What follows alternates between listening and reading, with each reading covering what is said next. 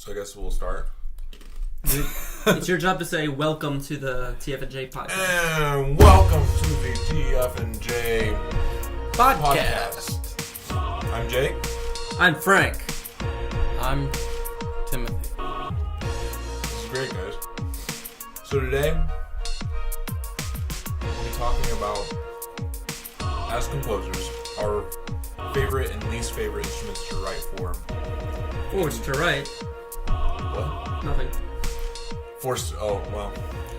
Okay. I guess so. Like favorite and least favorite instruments to write for. Let's start with the saxophone. Okay. Saxophone sucks. I hate the sax.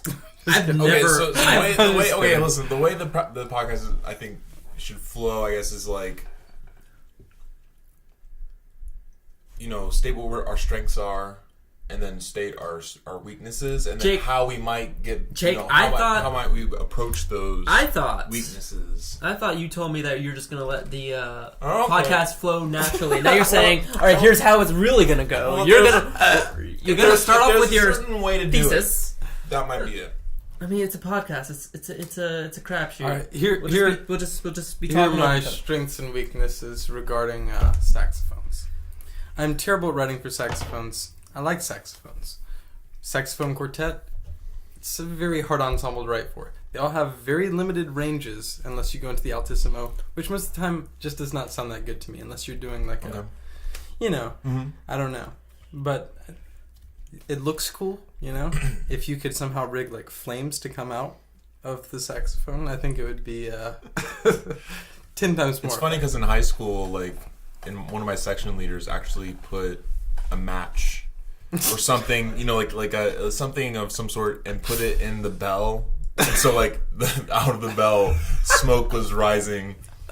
It must have been like one of those matches where he blows it out and then just like kind of quickly threw it in there. So it was like, wait, what event was this for? Was it just like it was marching? We were in high school. So you're just like, hey, check it out! Look what's happening. Could we just talk about how I hate drum corps? If you want to. Yeah, because I think this could branch out to like ensembles because we're talking about instruments. But I've like never written for the saxophone. I am 22 years old and I've avoided it. How long have you been writing music? Since I was a freshman in college. Okay. I guess I wrote one piece, but it was required. For the Baltimore Ravens? No, it was required by for my composition class to write for this specific ensemble. But it was John Wall teaching the class, so who cares? That's your personal opinion? No, that's my objective opinion. Okay. You should just bleep out names. Not that I think he'd watch this. Blank taught the course. Yeah, Blank Blank Blank would. Never mind. I heard let's that stop Blank talking. set up a pretty cool what is it called? Never mind. He set up a player piano That's what I'm talking about. that only played 4 notes randomly. It played C-A-G-E cage because it was this whole like there was like this whole this John Cage concept. Talk about drum corps. Talk about your distaste for. Talk about your testicles and drum. All right, there's a lot of ways to come at this. One way is like I hate drum corps because I don't like people who play drum corps. Like Jake. I mean, I like Jake. Jake's like an exception. He's like an exception. But anyway, like people who like drum corps are just like it's like their religion. Like if you like say anything bad about drum corps, they get really upset. They're like, "Just stop! You're being disrespectful to drum corps. You just don't understand." And they say that because the only people who like drum corps are people who play drum corps. You play drum corps? Okay. Tell the folks at home what you do. Can I be like a Jerry Springer character? Yeah, sure. Like a moderator. Or something. Yeah. All right. Go start. I just No. Like you don't. I go at him. Or yeah, what? you throw a punch. Okay. Well, I mean, okay. You don't have. I just asked him to. You don't. Hey, Frank, chill out. Let him talk. So I only have 1 year in drum corps. Okay. I mean, it taught me a lot, but I feel like I don't have as much valid experience as someone who's like a 5-year vet. But on the other hand, it is a culture within itself. Okay? Does that make sense? You know, there's contemporary music culture. They call themselves veterans. There's academic culture, and then there's drum corps culture. And so I think when you insult drum corps, you're also insulting that Culture. that you're part of who someone is, rather than an objective like this is what's good about the ensemble, this is what's bad about the ensemble. Yeah, I understand that. So tread lightly, my friend. What are they gonna do? I don't know. I'm just being silly. They're gonna march all over you, I think this and is they're like- gonna is this- baton you to death. I mean, they are. There's gonna be so many annoying crunching noises I throughout know. this podcast. It's We're just gonna be hungry, like, y'all. What is this, music on crap? Anyway, oh man, so music nerds. okay, I hear you loud and clear. I mean, to some extent, like with drum and bugle corps, people get way too excited about brass. Mm-hmm.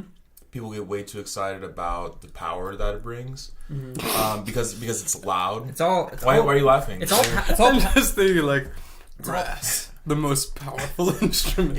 Have you careful. been to a DCI event? I've not. You should go. You should go. It's really one of those moments. It's one of those experiences that you have to like understand it, or Right. you only understand it by being there in person. But anyway, Yeah, it's the people- type of thing. It's the type of thing. Oh, you have to understand. If you don't, But people- you just don't understand. You just don't get it. But people get way too caught up in the power of the brass and not, it's one color. It's one unified thing. It's like chorus. It's like, let me think, like a string orchestra. Yes, those things are really awesome and can be used really well by a composer, but there's only so much you can get out of it, and that's why I think people should stop, focusing on brass and brass pedagogy and like how incredible can it be. It's like, well, there's a lot of different colors within the drum corps, and I guess like opening people's minds and their palettes, their musical palettes to those, and to those other like percussion, and color guard. And just the different possibilities, other than like, okay, the brass. At least that's how I was. That's Yeah, that but- explains a lot of me. And don't you think that also like part of the like issue with it being one color and like one style is the composers who write for that, like they write very brassy music, whereas I think there's other like colors that can be It's achieved true. by brass instruments, but I wouldn't- like I mean, it's just Most not people really. who write for drum corps are drum corps people, Mhm. and I think, don't quote me on that, but I think it'd be really interesting if It's like fairly someone shocked. self-contained. Yeah. It's in that regard, it could be possibly like closed-minded. You know what I'm saying? Like, Yeah. okay, I've done drum corps. I know drum corps. I mean, If I you don't know anything else like orchestra or wind band. Anyway, we're gonna say I don't mind that it's one color. I mean, I don't think it's one that's color. my age. I don't think it's one color because there's a big. Okay, sorry. There's a big. Because the biggest divide in the color is between the trumpets and and everybody else. Yeah, I guess I think. mellows can be pretty bright. Yeah, that's why mellow just sucks. I hate mellow. All right, that's another podcast. No. Yeah. We're talking about instruments. This Let's- is we're getting into some deep We've shit gotta- when we're talking about mellophones. We've got to get to like wait. Okay, all right, go ahead. Can I talk? All right. But I don't mind homogenous groups. I wrote a bunch of pieces for 12 horns, 8 horns, 14 horns, and I like it. Mm-hmm. I like string music. Yeah, I'm not a big fan. I'm not a big fan of just. Maybe it's because of my inexperience in writing it. We're all like young composers, and we're kind of saying things that put feet in our mouth. But I'm just not a big fan, at least in my learning experience in academia, of just like writing for one homogenous group. Yeah. Because Yeah, I I'm feel not like I either. learn more when I write for multiple instruments. I guess it's a stage in life kind of question. Yeah. There's just so many more possibilities. I feel Yeah. like with instruments that have really different timbral capabilities. Mixed chamber ensemble all the way, What say you, all day. Sure, Mr. 14 Horns, Concerto Grosso? that piece is awesome. Okay. You hated it when you first wrote it, or you didn't hate it, but you I thought didn't it was hate like it. trash. All right. We're taking that part out because that's about to be played at an international conference. Anyway, it's not. I like Concerto Grosso. It's not my It's not. Right. It's not my greatest piece. Right. But I mean, it was well received in Nashville. Circles. Nashville, it was, Mm-hmm. and that's important. Anyway, what I was saying, drum corps, just the sound of the drum corps. Like you listen to this drum corps, and it just doesn't sound like people. Well, I mean, I feel like you could. You know, like let me, Like a machine or something. It sounds like a machine. It doesn't say. It sounds like music with the heart taken out. So like, so you're saying that DCI can't be musical? Like there's no musicality. Yeah. You're saying that the people I would that definitely, play- I would definitely say that that drum corps often is missing musicality. It's missing a lot of the things that make music good. Would you say that people who play in drum corps aren't actually people? No, I wouldn't say that. I know a lot of people. I mean, I understand that because like. But sure, I mean, it can be fun. I mean, I've been in marching band. I've been in Baltimore marching band. It's fun to be in, but I wouldn't leave my house to listen to it. I think you're correct in that drum corps can sound like the individual is taken out. So, you know, I said there's a reason why drum corps have staff composers. I think that's really interesting. And so let's shift away from drum corps. Have you said all that you wanted to say? We've got to get to a new group of instruments. All right. So that was mainly brass, and that was like kind of the conversation about homogeneous. I love brass though. That was kind of the conversation about homogeneous instruments, and so They're not. let's go from like that large scale to small scale, and so I don't really like brass. We quintet talked about okay. Why do you not like brass quintet? The horn doesn't belong in brass quintet. Why not? Because it's No, It's not for any it technical is reason. well. I mean, tuba is Not for any conical, but it is like kind of like not for any reason on how they're built. It's just the It's sound. too quiet. Well, I No, mean, that's not right. the sound directly correlates to how it's built, though. yeah, I'm only talking about how it sounds for now. Which is correct. Brass quintet, it's just a sound that sticks out. I feel like it has a different role in its life than to be in a brass quintet. Horn. It needs to follow its heart. Yeah. As we said in last episode. Mhm. Okay. Horn is I don't know. I love horn. I play horn, but I never felt like it fit well into a lot of brass stuff. yeah. That's why I like putting a lot of horns together, or mixing horns with instruments that are very different from horn. Yeah. Okay. I don't really like brass quintet either. Like, it's hard. I guess no. I think actually. I mean, I'm sure by kind of externally processing this by just talking and spitting out words, which is probably not the best way to approach this. Fine. But it's kind of like brass quintet, right? It has select composers who wrote for brass quintet, and I think of Anthony Ploeg, Victor Ewald. Eric Eisen, Ew. and so those people. Do you know Ewald? I don't. Was he a Ewald. brass player? Was he like a? No. Okay, well, I mean, I'm just. But thinking, but he wrote some of the first brass quintets. I really like them though. Okay.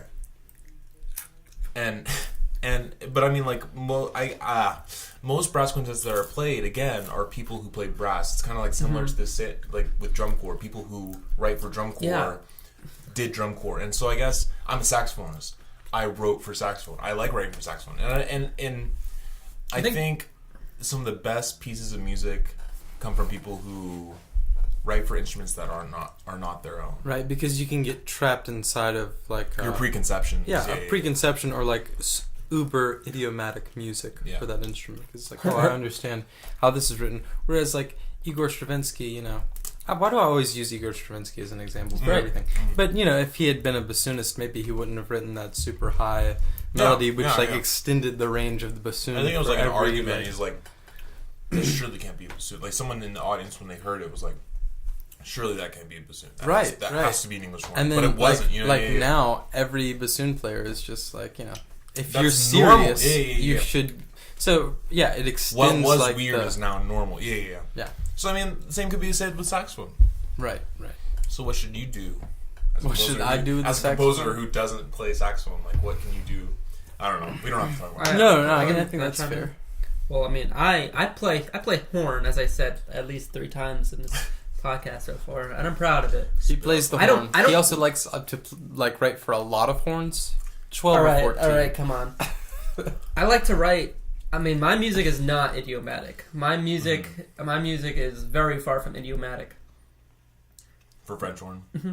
Which is like the type of stuff I like. But I mean, I feel like for you, it's not idiomatic for you. Maybe like a virtuoso horn player could play it. Maybe. Are you saying no. I think with. I mean, it's not. It's not idiomatic. Period. It's hard for everybody. Yeah. Like you put this in front of Dr. Pax, it's like I can't sight read this. Give me a few weeks, I can play this. It's hard, but it's playable. I mean, the word play. I mean, anything is playable. Which piece is this again? That's not a good music for horn and piano.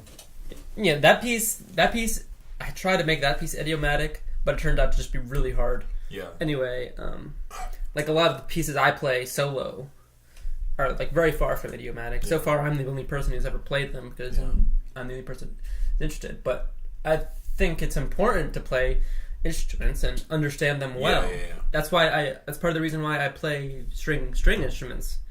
It's like instead of being away from it, I'm getting inside of it. Right. I'm getting inside of the instrument to know how it works. Yeah. I think for every instrument that I write for, I think it's important to get inside of the instrument first. Yeah, like just piano, you just get inside of it. You literally get inside of a piano. I do. Anyway.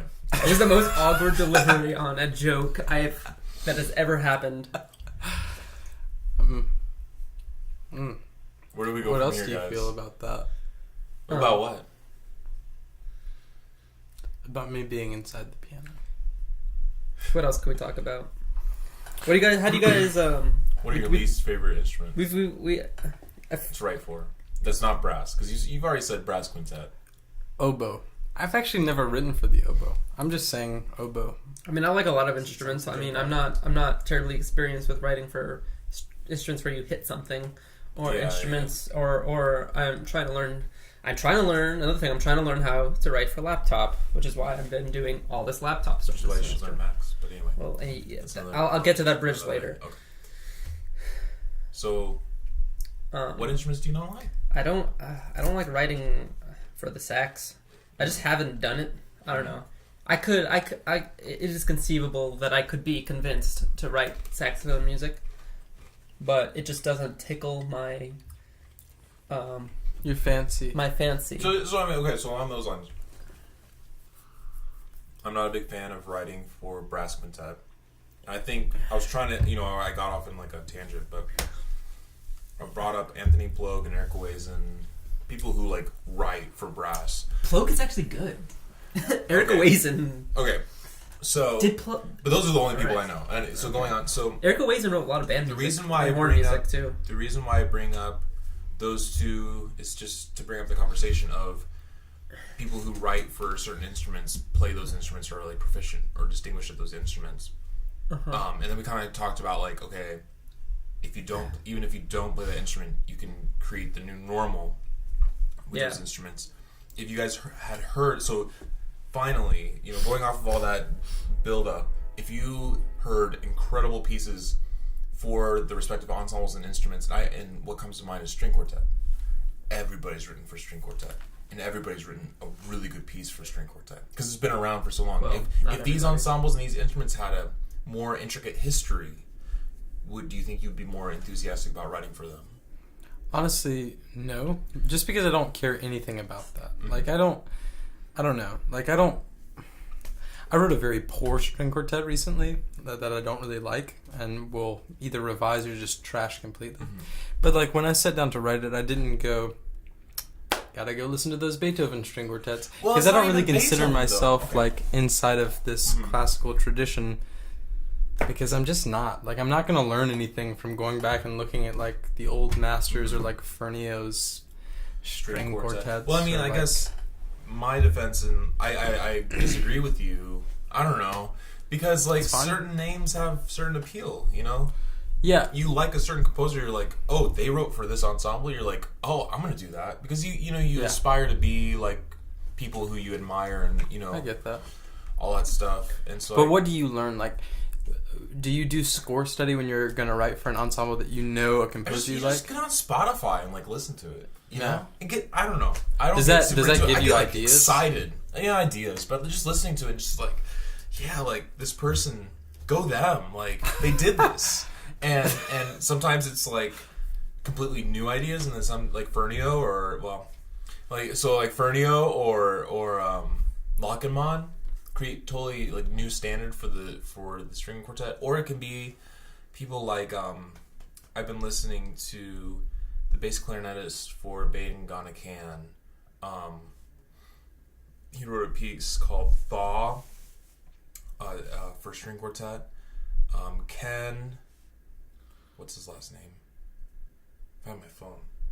Anyway, so Ken. I'll Good old bring, Ken. so Ken, I'll get my phone and like mention Ken if you're watching this. I'll mention you in a second. Just put him on the screen. But anyway, yeah, right. Right, I could probably do that. right anyway, here. So Always wanted to do that. so well, I only have iMovie, so I can't. Damn like, it! I can't put like. We I just can't- did that for Are you- nothing. Are you? You know what you can still do? You can still do a little annotation in YouTube.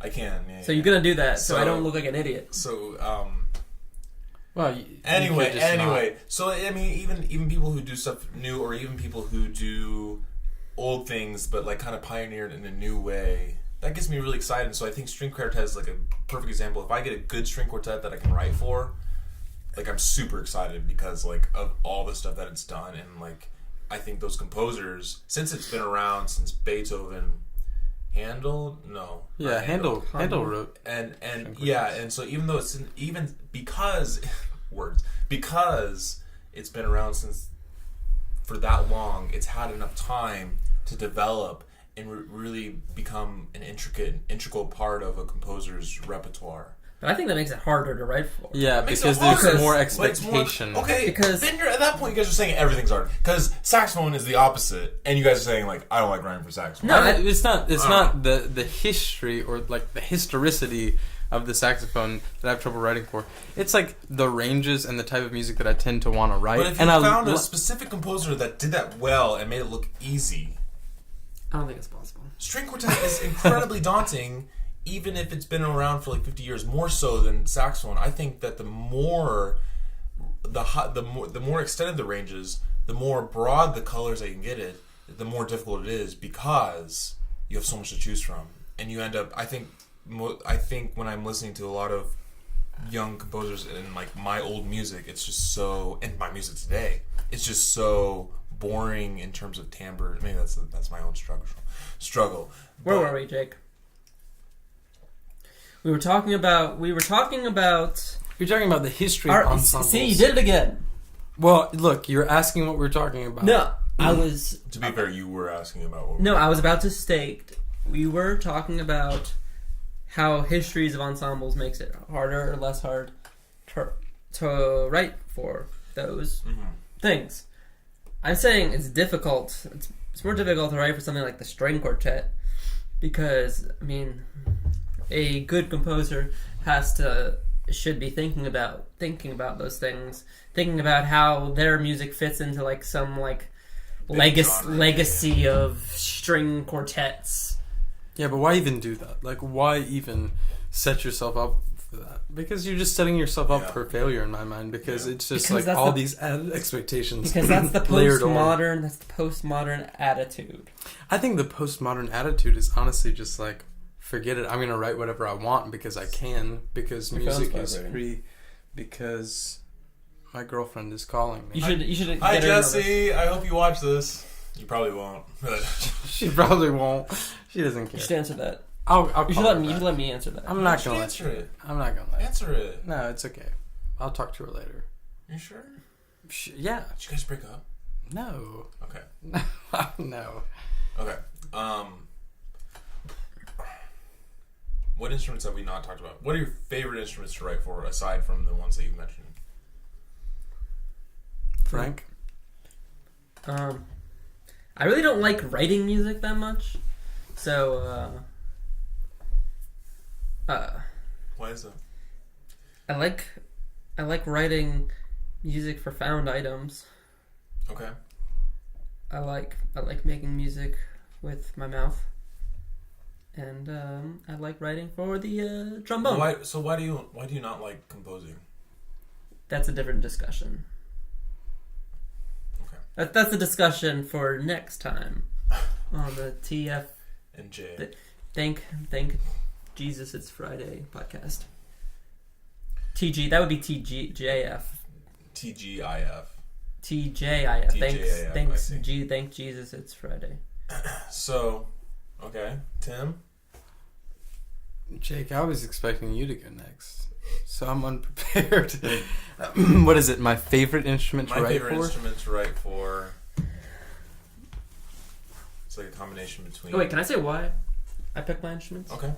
I like those instruments. I like writing for like random things that I find because there is no expectation really. Yeah. It feels like it's the most free type of composition. Like if I find I have this toy zither that I just hit with some cans, and I make these pretty interesting sounds, it's a timbre thing. It's a sound world. Yeah, sure, but more so than like melodic or whatever. I mean, I can make melodies out of it. I can use motifs still. Where's the importance in found instruments? Where's the importance? Because it's automatically invented. Like nobody else is. There's no history of the instrument. It's not like, what is the thing you wrote for? It's like the antithesis of like what we were talking about. A toy zither that where like the strings are tuned to pretty much random pitches. I see. And I have like soda cans, and I play it, and it makes some pretty interesting sounds. When I hit the soda can on it, one side of the string vibrates, and the other side. So when I go up on one side, the other side goes down. Makes some cool sound. Then I hit two strings at once. You get a double stop. You get a double stop. Drop some soda cans on it, makes a kind of sounds. I wish that would have been played. Me too. Yeah. But you were sick with the flu. Mm-hmm. Anyway. But it feels pure to me. Really cool. And I like the same thing with my mouth because I can make some funny sounds. Okay. And I like the trombone because it's loud and bright. Okay. My favorite instrument is. Should I say it? Saxophone. Yeah, I mean, I play it, and I wrote a piece for solo sax and electronics, and I love it because I can play it, and it's challenging though. Even though I can play it, it's still like it took me a long time to like learn it and feel comfortable. I'm still kind of like coursing through it, but I'd love to challenge myself even more by writing challenging music and like able to make it more portable and do more live shows and create something cool. And like these things like change over the years. I think like when I came to UNCG, my favorite instrument was clarinet because there were 2 clarinet quartets and I felt good at it. That's another conversation. Right. It's like I write for this instrument because I feel like I'm good at writing this instrument. Yeah. So nice. Things change and all that stuff. Yeah. Okay. To be honest, I don't really have like a favorite instrument to write for. I know I've like hated on the saxophone, though I haven't meant to. Yeah. I don't like that particular ensemble of the saxophone quartet, but I like saxophones and other ensembles. Okay, and I really like, I just don't like solo music. If I'm going to write for a solo instrument, I like there to be like some kind of electronics, like either tape or live electronics, so that I can do some type of layering, because my music is really focused on that because I'm used to making electronic music. That's what I made before I came here and started writing. So, I guess if I did have to pick like one instrument, it'd probably be an instrument where you can have multiple voices at the same time, the piano, which I also have played, or any other various instrument. Yeah, we really didn't give the piano any love during this podcast. Oh well. We didn't give piano gets brass quintet or saxophone any love. No, we didn't give it. Piano. Just we didn't give it any. We didn't give it any attention. I think we should have talked about the timpani for at least a half hour. Yeah, it's really cool because I met with Corey Friend, and he's a percussionist, good friend of ours. Corey. And so it was really interesting because I asked him about the timpani. He said some percussionists think it's vital, some to like as a solo instrument, and other percussionists just totally like, why are you even in the solo repertoire? You know, it's a shame. And my undergrad professor at Murray State for percussion, he had all the percussionists learn all the timpani parts for all Beethoven symphonies, because that's where you're most useful as a timpanist. Well, not your most useful, but like it's very useful to have that set of skills and understand the music and know the music and be able to play that music, that timpani music for Beethoven symphonies really well. Yeah, as a timpanist kind of thing. And if you want to be in an orchestra, right. And William Albright, I think, wrote like a timpani solo, and that's like the like 1978, and like that's the most well. I don't know when he wrote it, but like Elliot 70s, Carter 80s. also wrote some solo timpani rep. I haven't heard that, but I mean, it's just really interesting. You don't hear about. I guess you don't hear about a lot of composers. But do you know that there is a concerto written for bass drum? And that's okay. And on that note, concertos are stupid. On that note, we are probably done. Close to done. You think we're done? Closing remarks, I guess. My name's Frank Starobin. I play the horn. 12 or 14 of them. All at once. I'm Timothy Burgess. I hate concertos. I hate virtuosity. I hate music. And I'm Jake. Thank you for watching this podcast. Can I do it? I think we're gonna go like I'll put like a black screen and upload the music. That'll be cool. But you have to keep the snap in there. Yeah. All right, boys. Get out of my house. That actually went a lot Did you more just say get out of my house smoothly than I expected. Yeah, it did. I think it was just like more civil.